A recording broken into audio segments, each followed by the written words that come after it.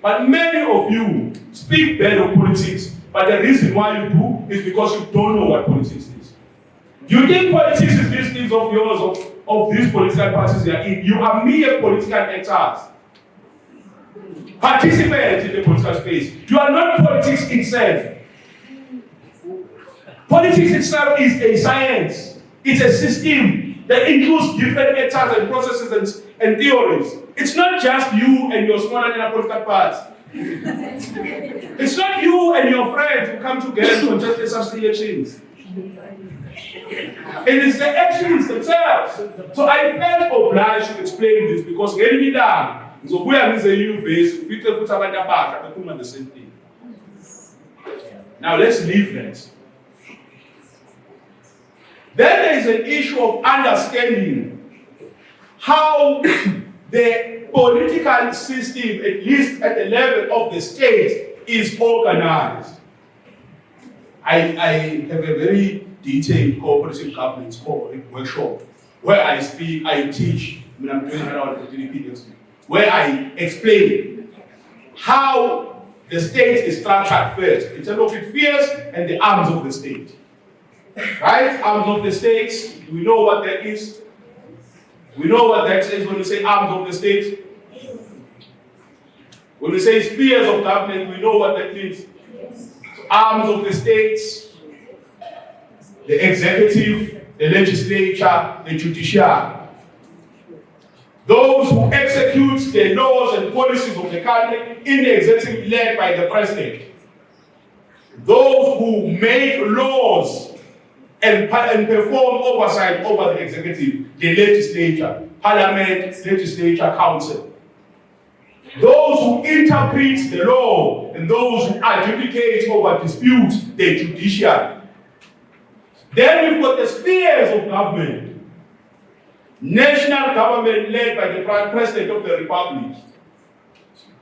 Provincial governments, in another life, I will tell you that I don't think there's a need for this, but the position currently announced for that. Provincial government led by what we call premiers. The legislative arm of the state at that state is the legislature. Right? Then we go down to local government as the other sphere of government. This is what we're going to elections in November. To elect in this sphere of government. Last year we elected in the other two. We call those general elections. Now we're electing in the last sphere of government, local government, which is the one at the core phase of service delivery. Right? Who is the head of the executive? Here, it's the mayor. Right? Then, of course, in that local government space, we'll have district municipalities and local municipalities and metropolitan municipalities. What are the differences? A metropolitan municipality is a municipality like the city of Ethekwini. Why is it different from Umasipala Magini or with the district municipalities? It's different, at least in most basic terms. I don't know if it could be complicated. In the fact that the metropolitan municipality has the capacity to raise its own revenue. Whereas district municipalities have a very limited capacity. This is why you hear it say we've got a budget of a financial year of 77 billion rand, and you hear Kanye speaking about not more than 1 billion rand. It's because of the capacities to be able to raise your own money, right? I went to this point because I wanted at least to understand this because of the stocks understand this. Sanibonani igama lami Amahlepe from Ezosemlazi News ke namhlanje sila student rest DUT la kuhlangene khona ke inhlangano yenziwe uDDP bezokhuluma ke nabafundi ukuthi babe yingxenye yezokhetho kuyimanje ke angihambi ngedwa ngihamba naye ke uSiphamandla Mhlongo from DDP ozosichazela ke ukuthi uDDP ngabe umayelana nani. Sawubona Siphamandla. Sanibona ngiyabingelela nabalaleli nababukeli bezasemlazi News igama lami nguSiphamandla Mhlongo, Senior Programs Officer, Project Manager for the Democracy Development Program, CDP. We've been around since 1993 in the space of civic education, democracy and voter education. We're asking young people specifically ukuthi ngempela yini ezobenza ukuthi mhlambe babe nenhloso noma nentshisekelo yokuparticipate kwi-democracy yethu. Sikhala kakhulu ngokuthi kunenkinga zokuthi abafinyeleli ey'khungweni zokuvota, ababhalisela ukuvota, but we're saying to them, since we're at DUT the Durban University of Technology ukuthi singabambisana kanjani ukuthi siqiniseke ukuthi bagcine sebephumelelile emphakathini participate emphakathini wabo but also participate nasokhethweni kakhulukazi lolu oluqhamukayo ngo2026 olwasemakhaya. From lapho ke mawuthi uyabheka ke ama statistics aphumile mhlawumbe ikuphi okungasiza ukuthi iYouth igcine seyiparticipate kulolu hlelo lozokhetho. Njoba sikhona la eDUT siyezwa kakhulu ukuthi abantu abasha banokukhalaza ngokuthi imfanelo engabe bayithola noma bayizuza ngokuphila ngaphansi kwedemocracy noma intando yeningi abayitholi.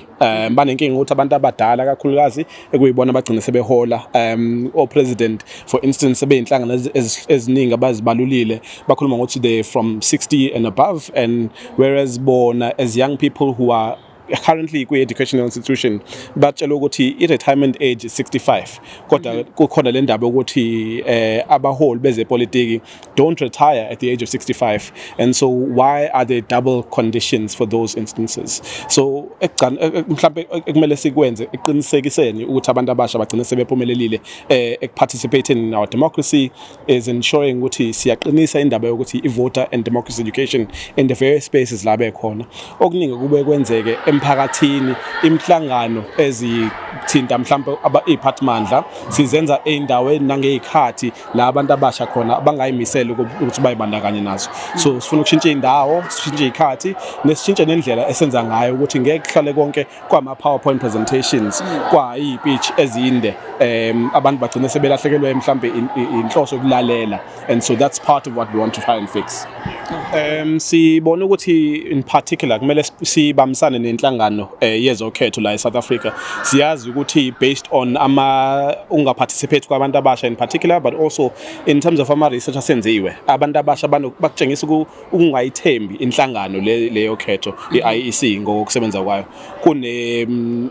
Kunembiko yokuthi kukhona amavoti agcina selahlekile, babone quite often on social media inhlangano eziphikisayo kakhulukazi zikhala ngokuthi amavoti abo agcina selahliwe noma engafinyeleli la kumele ngabe finyelela khona. Siyazi ukuthi at this point in time kukhona inhlangano nje esabhekene nokuthi ihambise iIEC khona enkantolo. So we wanted to bring the IEC on board, not only for the specific information abanawo ngoba bawo part bokhetho, but also for them to be able to speak to abantu abasha babatshela amaqiniso, and of course babazise kabanzi ukuthi uma sibona ivoti lisemfuleni iballot lisemfuleni kusuke ku right in lokho noma kukhona izinto ekumele sizenze sabantu abasha in order to alert the powers that be, either amaphoyisa noma ilokhuzana yona iIEC in fact, and of course the idea that iIEC akasebenzi wodwa in educating abantu about voting itself.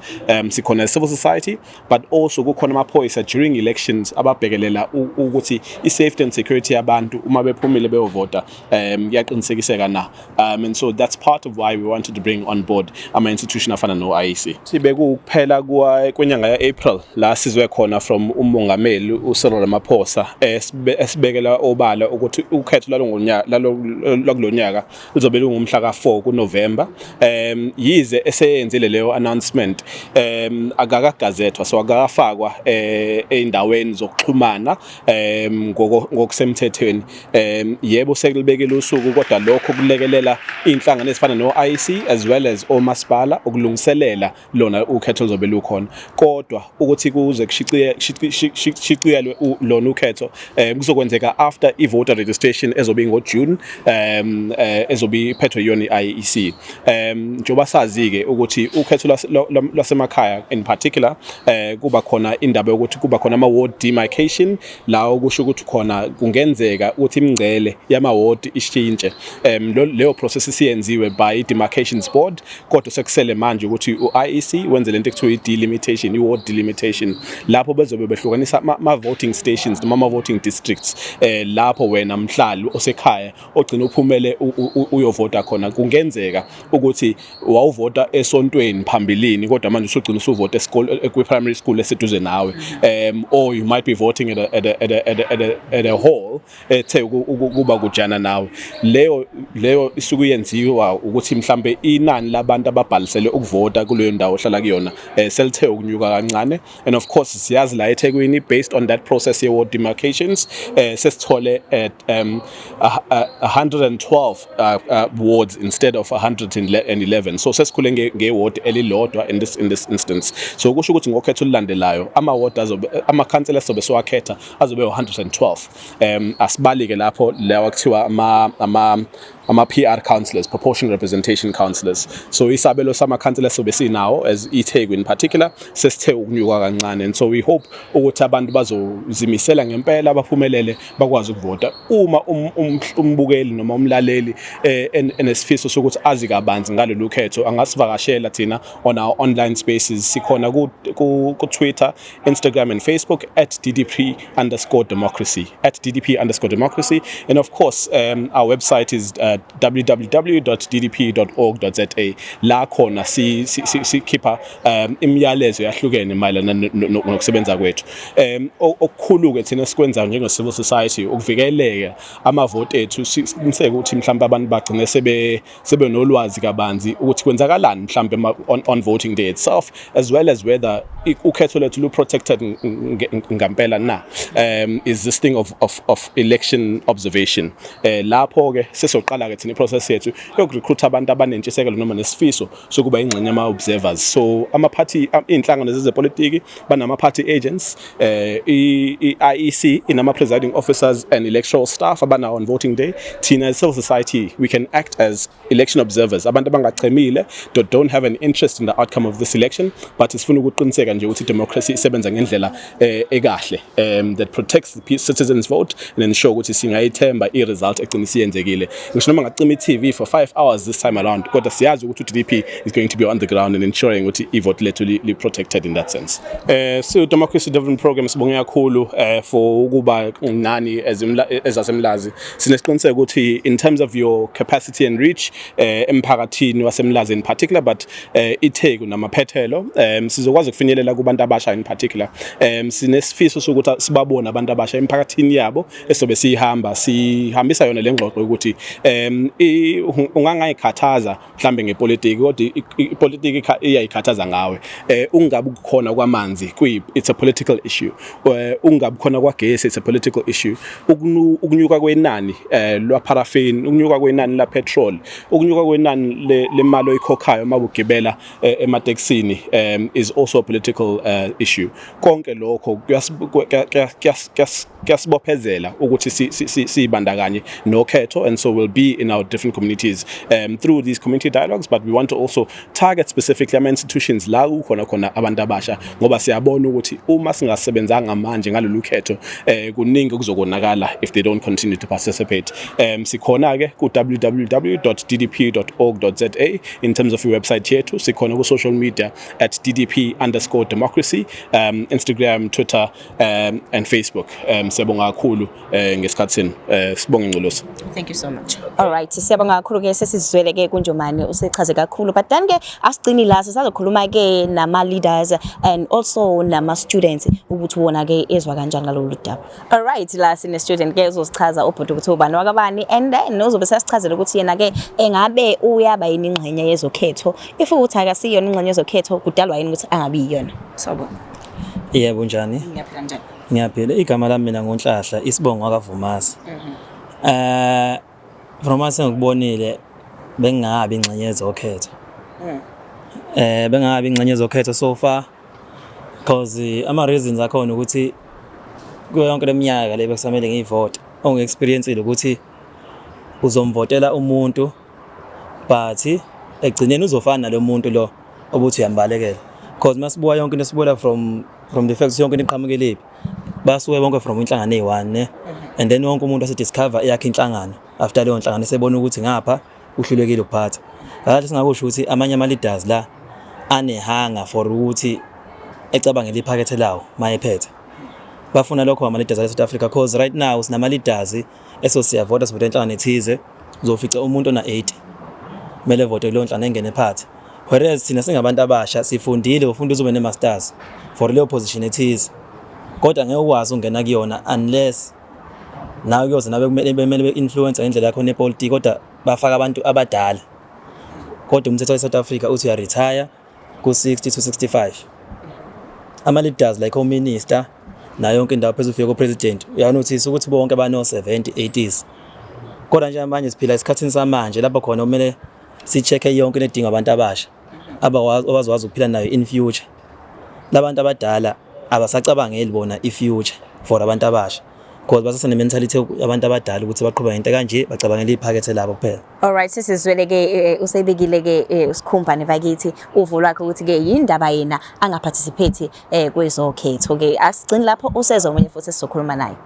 My name is Sata. I am the CRC Students Chairperson, which is a DUT society, and we are from Christian Revival Church, so we stand for Jesus wherever we go.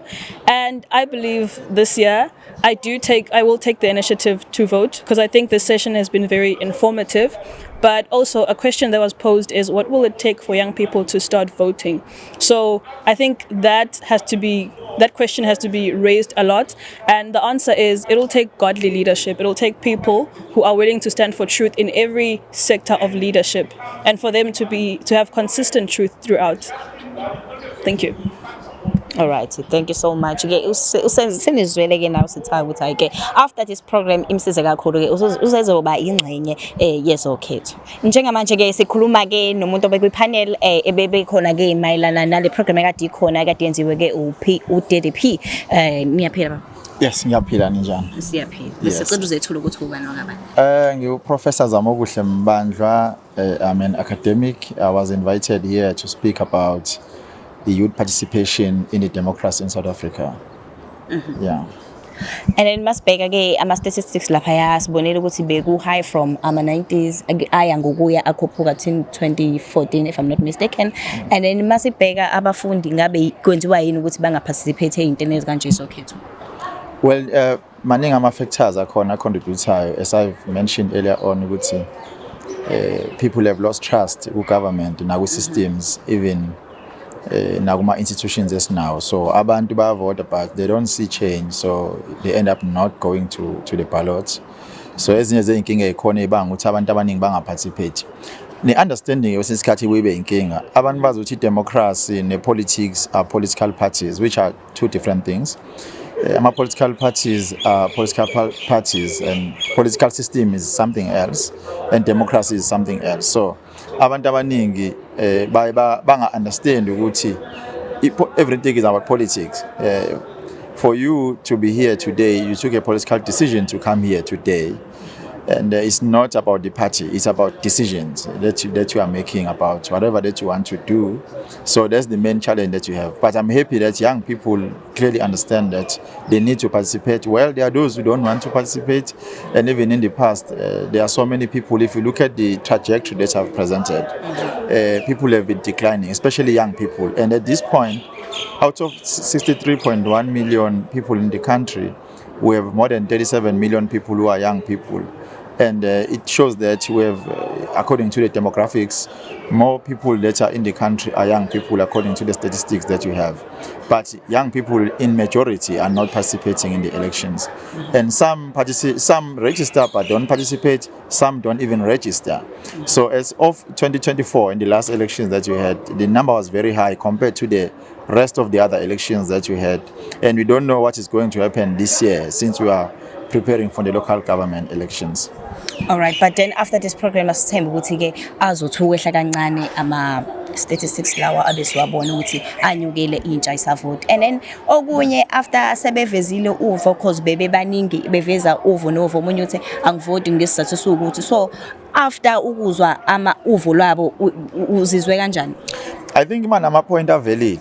Banama point are valid because into evela ukuthi abanye bawo bathi abavoti ngoba vele ukuvota nongavoti akubasizi ngalutho, bakhala nangamathuba omsebenzi, bakhala nangamathuba economy, which I think all these points are very valid, and government will have to do something about young people because they are the majority in the country, and if they are raising concerns like this and they are not taken into account, then it becomes very problematic. And I think different stakeholders in the society need to raise these issues in platforms such as this one, so that maybe someone somewhere will be able to listen, because this also affected our democratic system and also our government system, because now there will be no time where we'll have one political party leading government, because people have different views, people are not happy about how things are happening now.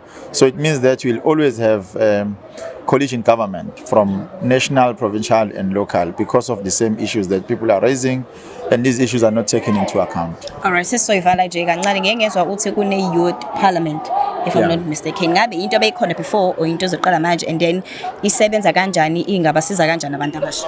Ibikhona nje all along, even this year, on 16 June, in the Western Cape, there will be young people addressing issues that affect young people. But the main issue is what happens after the issues have been raised, because I don't think we are lacking the identification of the problem that you have.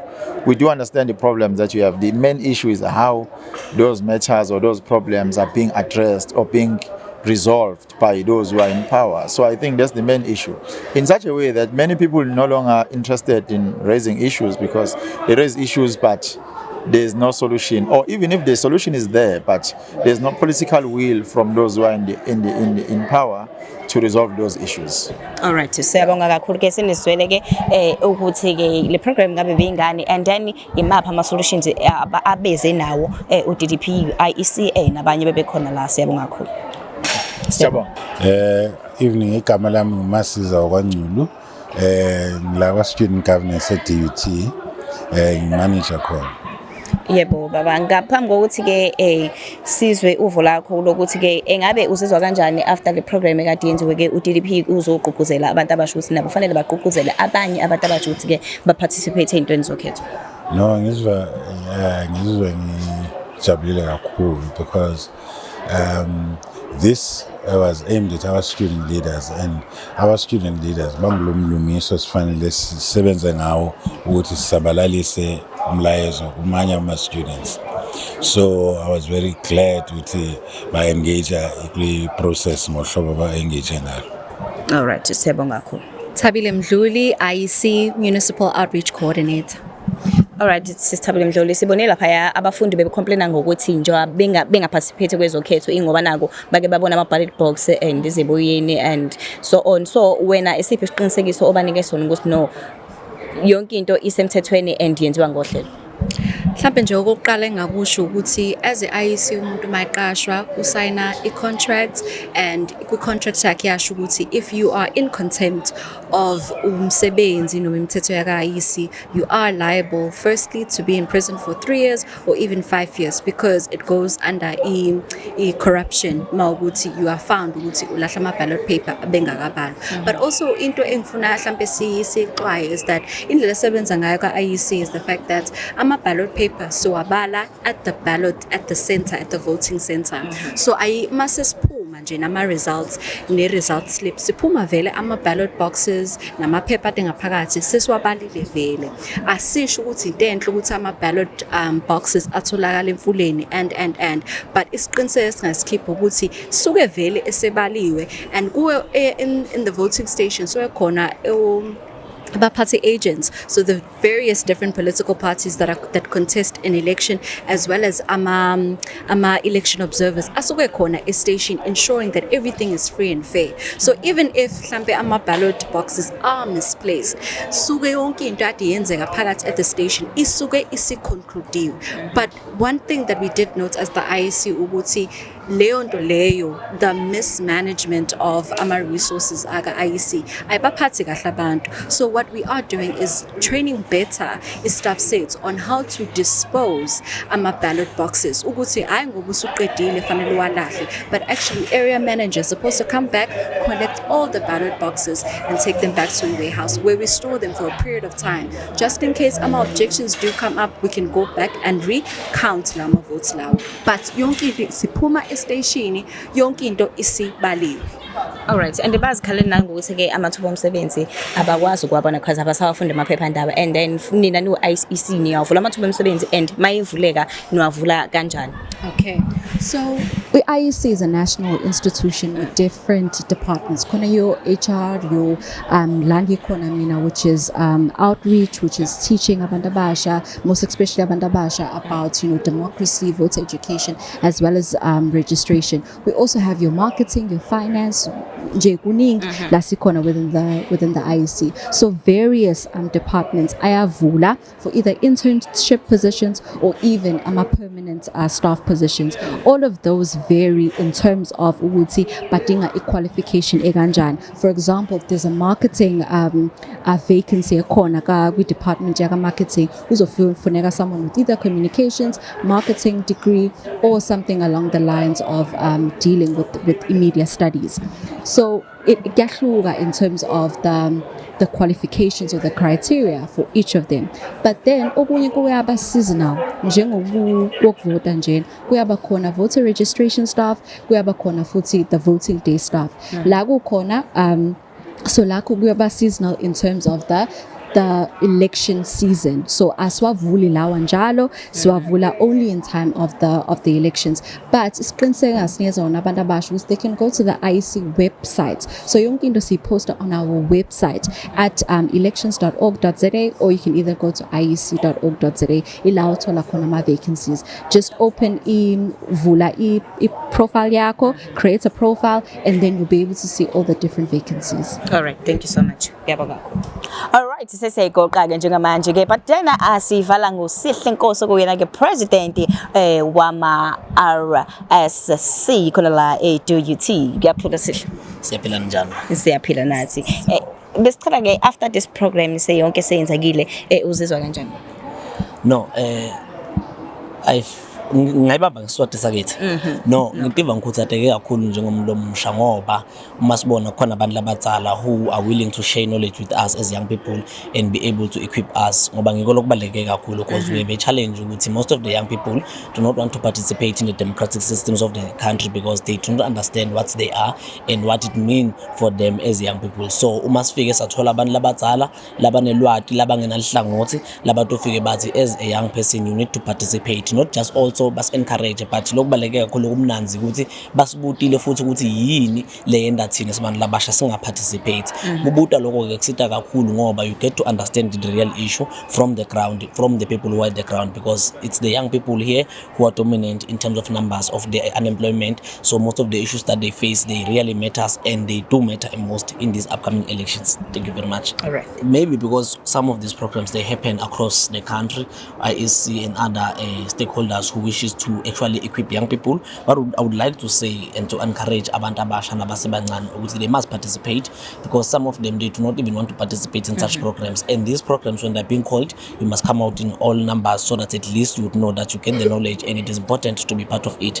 And ukuthola lwati kubaleke kakhulu, siyabonga kakhulu. Hayi ke, all right, nimzile ke uNkosi kwathi sekhulumile wathi ke lapho mawukuthi ke ikhona iprogram eqhubekayo eyenzakalayo oyaziyo wena participate ukuze ukwazi ukuthi ube nolwazi lezokhetho ungahlali une information wrong lapha ekhaya. Thank you so much. Siyabonga kakhulu. Ngilami.